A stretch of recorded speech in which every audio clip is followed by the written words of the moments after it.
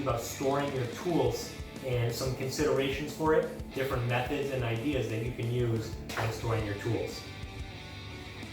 The first thing is to understand why is it important to store your tools properly. There's a couple of reasons. One of them, safety. You don't just want to leave your nice hammer, titanium hammer outside for anyone to steal it. It's money. So safety is definitely a priority, that you want it to be inside a nice house or locked, or in a garage or in a locked car or truck. So that's one of the first considerations I always have when storing my tools. Another consideration is the durability and health of those tools. So a lot of tools, metal, steel, they're gonna put up with tolerate some rust a little bit, a little wetness, and if you leave them outside for a day or two, it's probably gonna be okay. But leaving tools outside all the time is just not good for those tools. You don't want them to be exposed to water, elements, salt, or whatever else there is, dirt. So keeping them clean and in a dry environment is very important when storing your tools. Another thing that's important, which just in storing tools in general, is keeping them easy to access.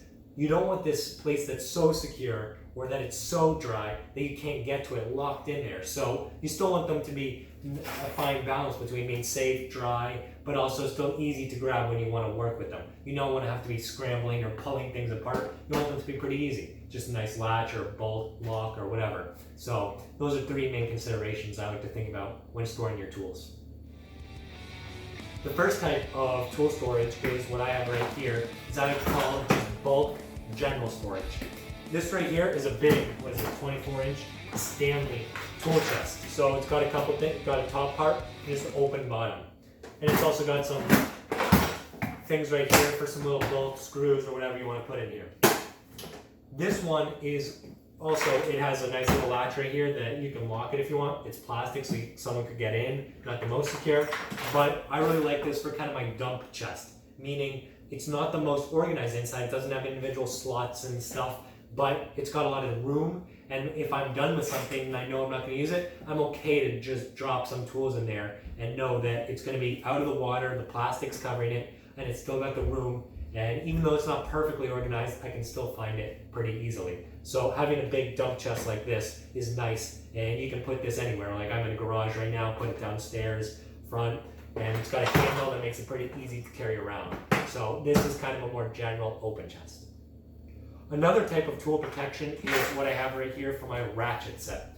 This right here, I have a set of ratchets. Nothing too fancy, but if you can see, it's got individual slits for all the different parts, for the big ratchet, small ratchet, and all the little heads in different sizes in there. This right here is not going to shake around. If I close it, shake it, wasn't a big shake, but still all the parts are right where they are. This is especially useful if, say, you have a ratchet set or a screwdriver bit set or drill bit.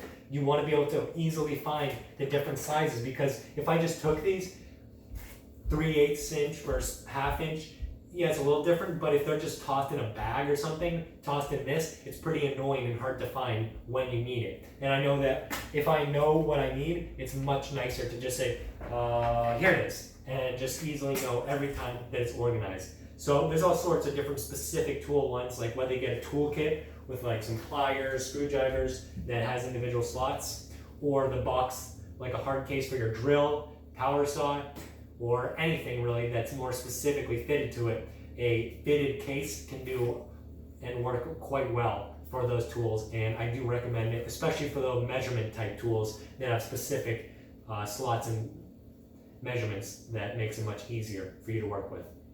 For large tools, say in a garage or a shed, it's often helpful to just lean in against it. Say a big rake, a snowblower, a lawnmower. You aren't going to put a snowblower in a box.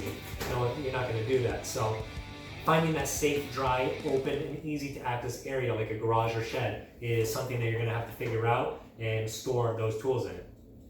Also, another thing that I like is in my closet, actually, I have like a pegboard with, you can either get a specific pegboard with holes and specific attachments, or what I have is I have a piece of plywood in there, and I have screws at specific locations to fit different parts. Like for example, a needle nose pliers have a screw that goes right in the middle, and it'll balance it like this. So you can come up with different custom ways to balance your tools if you know you're going to be using those frequently. That is one of the cool things that I enjoy, is making like a custom solution, saying I know I need my hammer often, or I know I need this. Like a hammer, for example, got this one right here. If you just do 2 screws, one on either side, that'll hold it nicely. And you can put that anywhere, and it's gonna be easy, quick to go, stays on strong. So you can come up with some custom solutions with a piece of plywood or wood, and some just drywall or just any general screws, and just balance them, play around with it. But I think making a custom storage solution is fun and very good for mainly hand tools, not really big things like this or drill bits or that stuff, but there's a lot of different things you can come up with. This is, like I was saying, in my closet tool chest. This is actually my personal closet. I like to have tools close to me. It's a little funny, but I really like it. So a couple things. Looks a little ugly, these screws. Some of them I just went real quick, but I'll show you. Like, for example, got a small pair of needle nose pliers here. Put them in, slides perfectly. Got a pair of slip joints. Oops. Slides perfectly. And they're quick and easy. Wire cutters, need them, pull them out. You can do all sorts of cool things. These are drywall screws, and some of them are balancing, like this set of Allen wrenches. And some of them are just a single prong. For example, I have a utility knife here. Has a little hole that I have it angled upwards that it'll balance like that. Also have a little piece of wood right here that I drilled extra large holes in, that I have some of my most commonly used drill bits and some other little drill holders right there that I use frequently. So this one right here, definitely not necessary to do this in your personal closet. I like to have my tools close by, but this is definitely shows a cool option with what you can do with some custom modifications, some screws, some wood, and really get there nicely.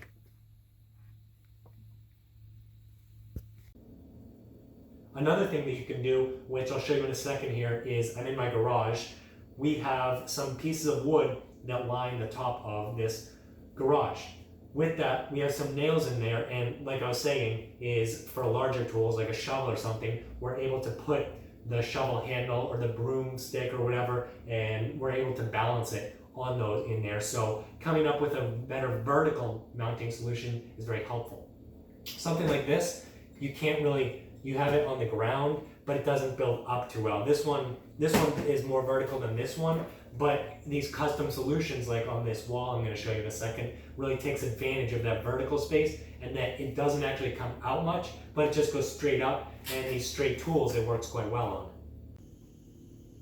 This right here is what I'm talking about. You can either have some nails like I do for this shovel, or there are specific tools like this that's got that U shape that you can have for different things like a step ladder, broom, hose, shovel, pogo stick, wires. So coming up with a nice solution for that wood board and just getting that secure can work wonders in terms of maximizing your vertical space and not sticking out too much in, say, a garage or other secure location or a shed.